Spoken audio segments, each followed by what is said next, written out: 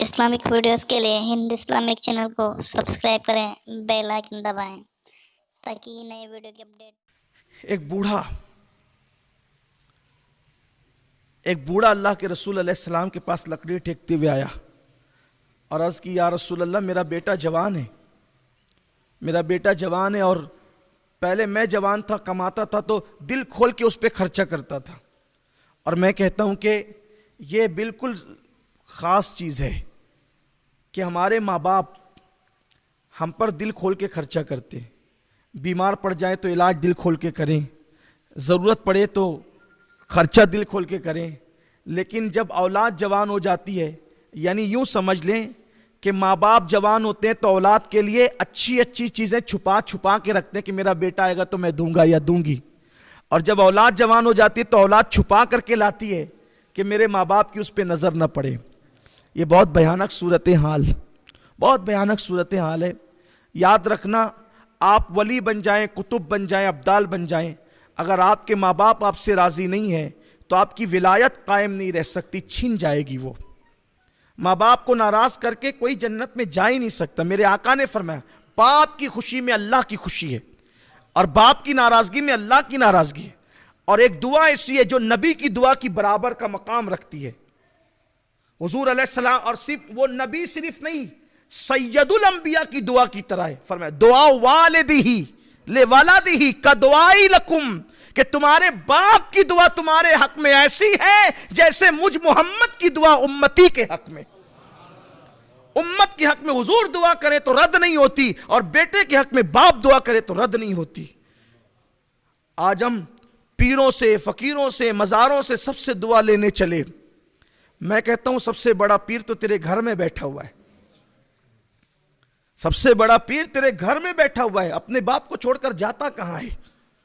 बड़ी अजीब सी बात है।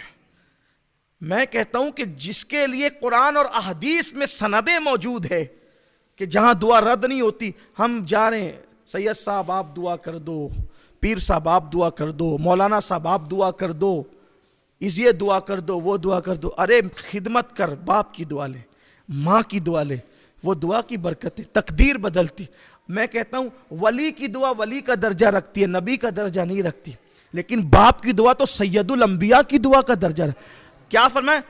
ये नहीं कहा कि बाप की दुआ नबी की दुआ की, नहीं, ये फरमाया, आका फरमाते दुआ वालिदिही ले वलदिही का दुआई लकुम, जैसे मेरी, हुजूर ने कहा जैसे मेरी दुआ तुम्हारे लिए, हुजूर ने कहा मेरी दुआ तुम्हारे लिए जो दर्जा रखती है, वही दुआ बाप की दुआ बेटे के हक में दर्जा रखती है। इस दुआ की अहमियत कौन जानता है?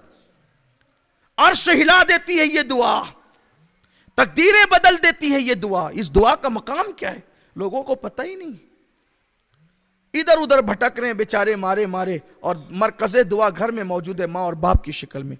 तो मैं जो हदीस आखिरी बयान करने चला था कि ये कि बूढ़ा बाप आता है और कहता है, या रसूल अल्लाह, जब मैं जवान था बहुत खर्चा करता था इस पर, और अब ये जवान है, मैं बूढ़ा हो गया हूं, जबकि मेरी बेटियां और बच्चियां भी है, अब मैं इससे मांगता हूं तो ये मुझ पे तंगी करता है, सही से देता नहीं है पैसे। हालांकि अब लोगों को ऐसा खतरा रहता है, यार मैं अब्बा को दूंगा, अम्मा को दूंगा तो दूसरे भाइयों पे ये खर्चा कर देंगे, बहनों पे खर्चा कर देंगे, इस पे उड़ा देंगे, उस पे उड़ा देंगे, ये लोगों को डर रहता है। मैं कहता हूं अगर जान लुटाकर भी बाप राजी हो जाता है तो सौदा सस्ता है।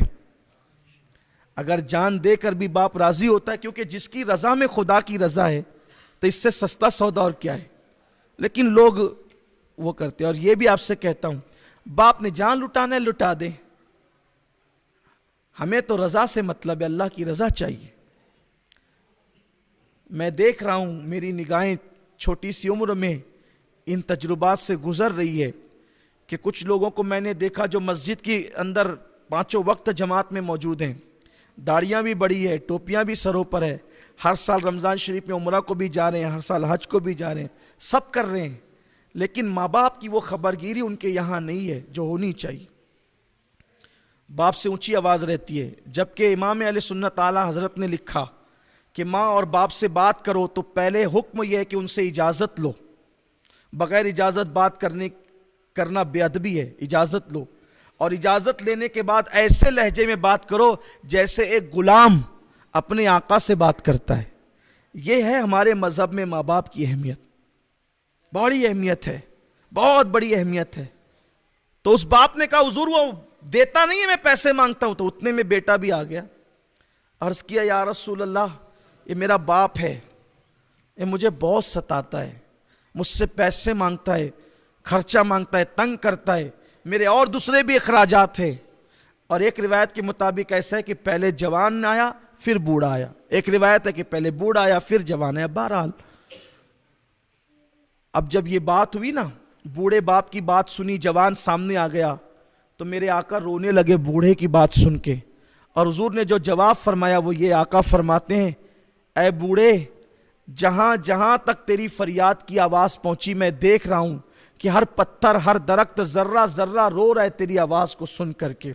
और फिर उस जवान से कहा, ए जवान, तू भी तेरे बाप का है और तेरी पूरी दौलत तेरे बाप की है, तेरी दौलत पर तेरे बाप का हक है और तू उससे छुपा नहीं।